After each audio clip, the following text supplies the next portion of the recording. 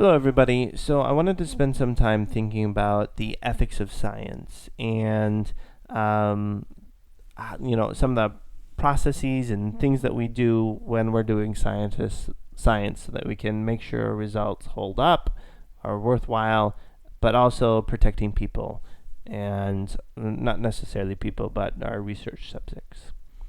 So one of the things that I wanted to spend some time thinking about was looking at the experimental control.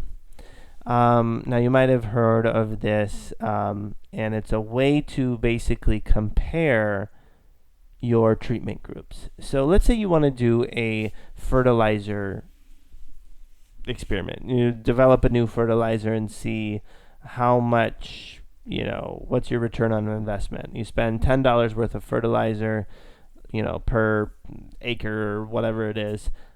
How much increased production does that give you? Was it worthwhile? If it, only increased your yield by $10 per acre, well, that's not anything. You might as well just started with what you had, right? You can't just go to a field and put fertilizer over the whole thing and be like, oh, it grew better, right? That doesn't work. You need some sort of baseline to control, to compare to, and we call that an experimental control. So you might have heard this as a placebo, right? So with biomedical or drug research trials, this is what they'll do. They'll, make two identical pills and say, okay, take this pill and see if your symptoms go away. It's a simulated treatment, and it's this idea of a placebo effect is really, a weird thing that we see in biomedical studies, but it's super important to be able to control for that. And the only way we can do that is with a placebo. So let's explore this idea about a control in a little different way. So I can ask the question, is it right to do fake brain surgery as a control? Say you're like drilling into the head and injecting some kind of drug or something into the head, and then they have to sew the head back up and right. Is that okay? Think about it, right?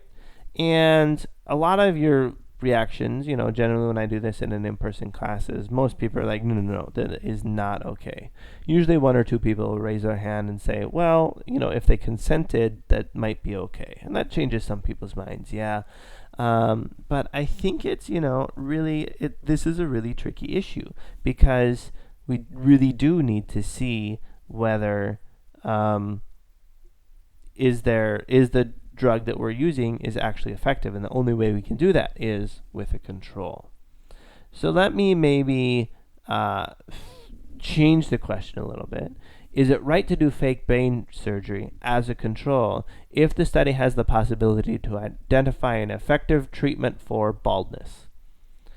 Right? And whenever I've done this in person, everybody says, nope, that's not okay. Right? I probably agree with that, right? I'm not bald, but it's probably not worthwhile here, right? Is it right to do fake brain surgery as a control if the study has the possibility to identify an effective cure for Alzheimer's? Well, now this gets to be a little trickier issue, right? For me and my family, both my grandparents on one side died of Alzheimer's. My dad is 66 years old, and is he going to have Alzheimer's here relatively soon? And I don't know, right? So this is an issue that could potentially be very important for me. And so do I think, is it right to do a fake brain surgery if the study can cure Alzheimer's? Yeah, I do, right? Now, some of you, this might not have changed your mind, and that's fine, but it is, super important for the way that we do science. And science can't really progress without doing these type of studies that have these types of controls.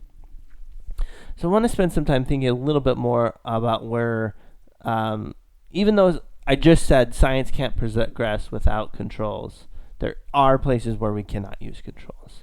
So This is a picture of my oldest son, Jordy.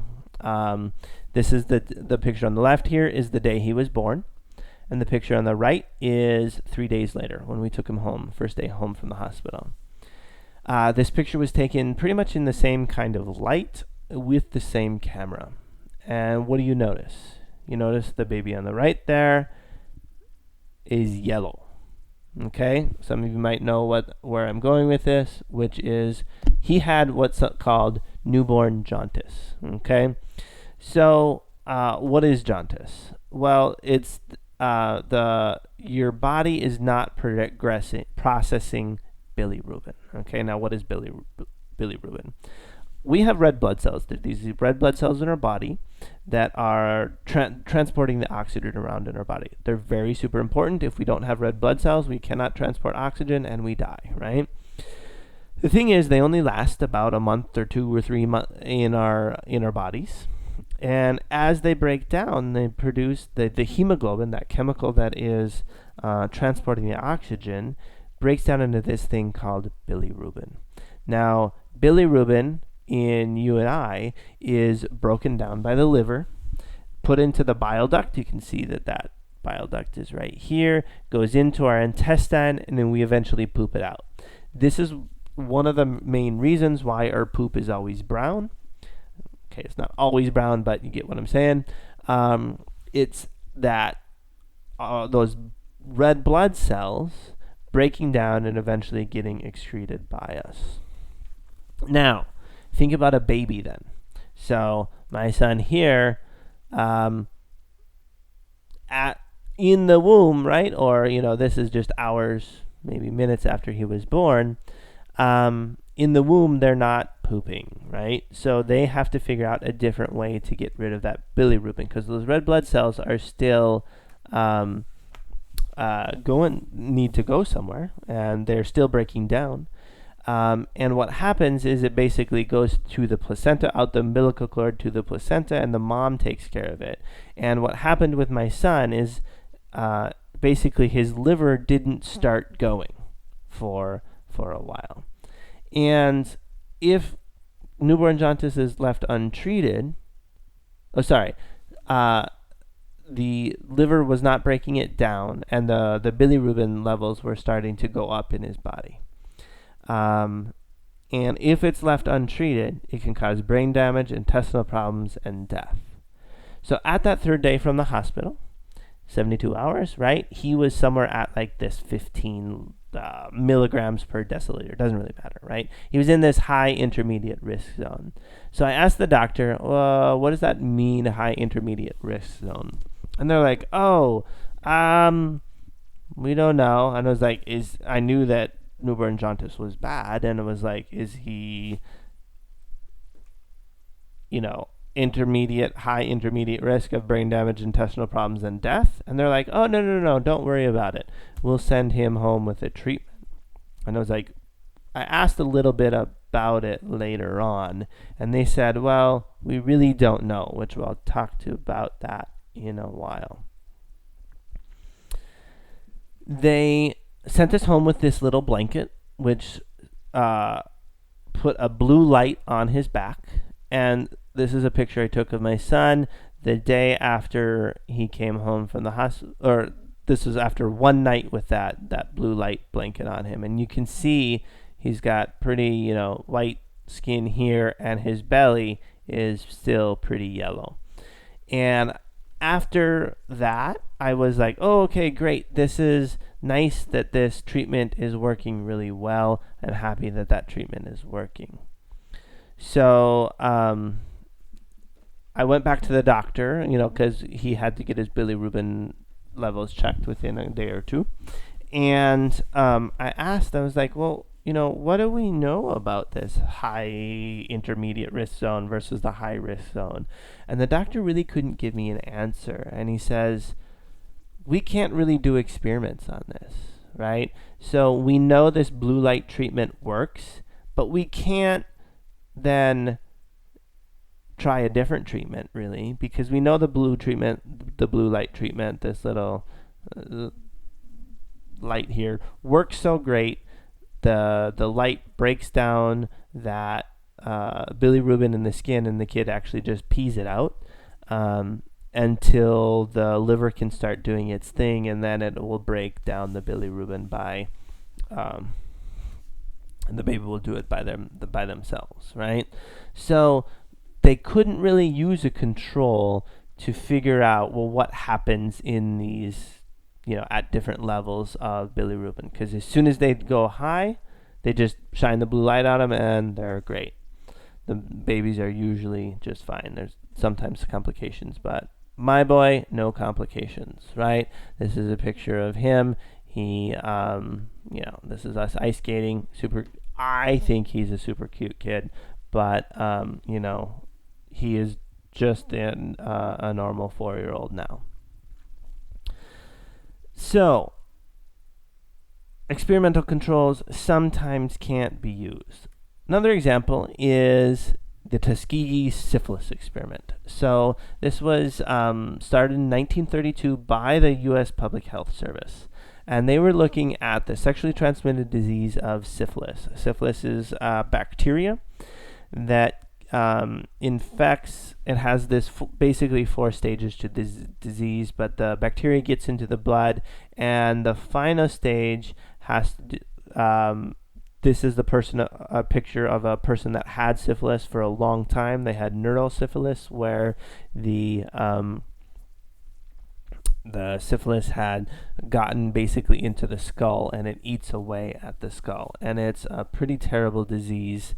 There's also congenital syphilis. Basically, if babies are born to a mom that has syphilis, there can be a lot of really bad birth defects, but I'm not going to show you those pictures. You can Google them if you want, but just warning, they're pretty terrible. So what did this Tuskegee syphilis experiment do? It took place in Alabama, and it found about 399 previously infected men and 200 men without the disease. And it basically gave them benefits. Think about Macon, Alabama at this time in the 30s and the 40s, pretty poor place to be. And what they did was they only did this study on African Americans. So the U.S. Public Health Service particularly targeted African Americans for this study, and gave them basically some extra food stamps if they would come in and be checked out by doctors every once in a while. The thing is, the whole point of this experiment was just to see what happened when someone gets syphilis. That's all it was. And they wanted to track the progression of the disease in untreated people. And they just called it bad blood because, most of the people at this time didn't even know that they had syphilis, or they just thought they had bad blood and couldn't do anything about it. The thing is, during this time, actually before the experiment started, we had already invented penicillin. And honestly, like a 10-day dose of penicillin can cure syphilis no problem, especially at that time where it hadn't evolved any antibiotic resistance. And so if you think about the ethics of this experiment, really none of this experiment should have been done. They should have just found people with syphilis, give them penicillin, and then they're done, right? But that's not what happened. This experiment lasted until 1972, which is pretty crazy. At that time, only 74 subjects were alive. 28 had died from syphilis. 100 died from related complications to syphilis. I mean, a bunch of people just had syphilis the rest of their lives then. 40 wives were infected. 19 children were born with congenital syphilis problems. And this was basically publicized in 1972. Immediately the study was stopped, but a lot of the damage had already been done. A similar experiment then was discovered in 2010, where some of the same doctors that did the Tuskegee syphilis experiment went and deliberately actually infected people. Almost 700 men and women were exposed to syphilis. Some were given antibiotics, some were not. And this was all to I don't even know why the experiment was really done to track to see how the syphilis disease progressed. Pretty terrible idea. And, there's racist issues here going on for sure. And so if there is anything that came out of this that was good, was the discovery of the Tuskegee syphilis. Basically, the government shut it down and came out with this thing called the Belmont Report. And it was a report basically on the National Commission for the Protection of Human Subjects of Biomedical and Behavior Research. So they were looking to try to protect people, and this Tuskegee experiment really kickstarted the whole process to try to protect people when science is basically using them to figure out an answer for something. So what we see now is whenever anybody wants to do research with human subjects, they have to go through a whole process. So here at UWW, there's this a review board that has to go through and look at research. Basically, if you're proposing to do research, a whole review board made up of scientists and lawyers and doctors and lots of different people will review your proposal and give you approval or not. Might suggest changes to help protect the people that are doing this thing. And it's even interesting, even if you want to do a survey affiliated with the university, you have to go through the Institutional Review Board. This has also been extended to animals. So if you're wanting to do research with vertebrates, so things that have a backbone, you actually have to go through somewhat the same process. There's a different group of people, obviously, but it's a lot better process now. Now, certainly there are some bad science things that are not protecting people that get through, but it's a lot better now, and it does a decent job of being able to protect people.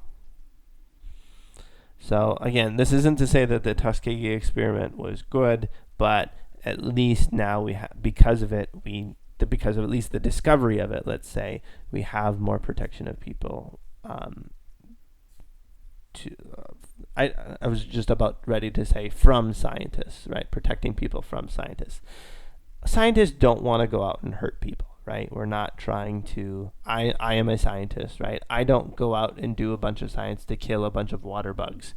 But, there are times where I might not see where I'm hurting the environment, or other doctors might not be able to see where they could probably do things in a different way to try to help and do the experiment in a better way. And that's what this review board is really meant to do. All right, that's it for now in this lecture. So see you all later.